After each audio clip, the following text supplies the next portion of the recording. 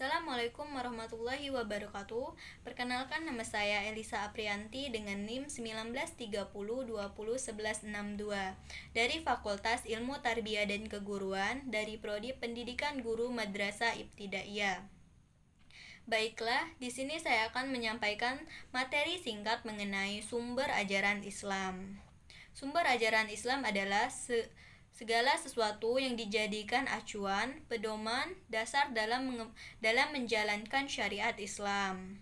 Sumber ajaran Islam ini terbagi menjadi 3, yaitu yang pertama Al-Quran, yang kedua hadis atau as-sunnah, dan yang ketiga yaitu ijtihad.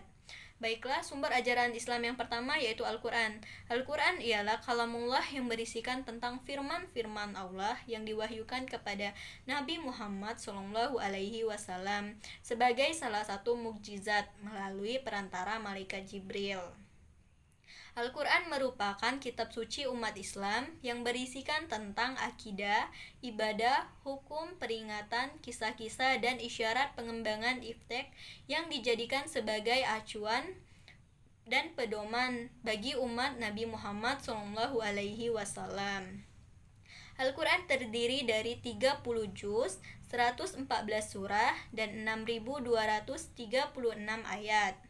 Turunnya Al-Quran ini tidak secara sekaligus, namun turun Al-Quran ini secara berangsur-angsur selama 22 tahun, 2 bulan, dan 22 hari.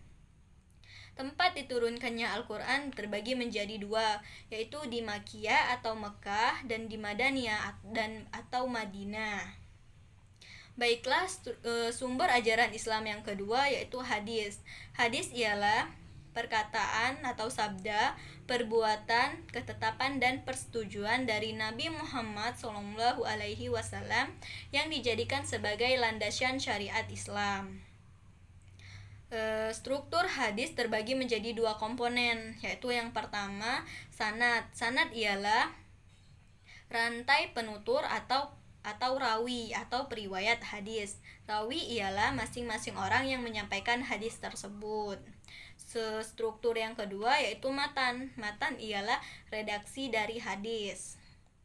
Berdasarkan tingkat keaslian hadis terbagi menjadi 4 bagian, yaitu yang pertama hadis sahih. Hadis sahih ialah hadis tingkatan tertinggi pada suatu hadis. Yang kedua hadis hasan. Hadis hasan bila hadis tersebut sanadnya bersambung, namun ada sedikit kelemahan pada perawinya. Yang ketiga hadis dhaif atau hadis lemah. Hadis ini ialah sanadnya tidak bersambung atau diriwayatkan oleh orang yang tidak adil atau tidak kuat ingatannya atau bisa dikatakan cacat. Yang keempat, hadis maudhu. Hadis maudhu ialah hadis yang dicurigai hadis palsu atau hadis buatan. Baiklah, sumber ajaran Islam yang ketiga yaitu ijtihad. Ijtihad ialah sebuah usaha yang sungguh-sungguh yang sebenarnya bisa dilaksanakan oleh siapa saja yang sedang mencari ilmu dalam memutuskan suatu perkara yang tidak dibahas di dalam Al-Quran maupun hadis. Dengan syarat menggunakan akal sehat dan pertimbangan yang matang.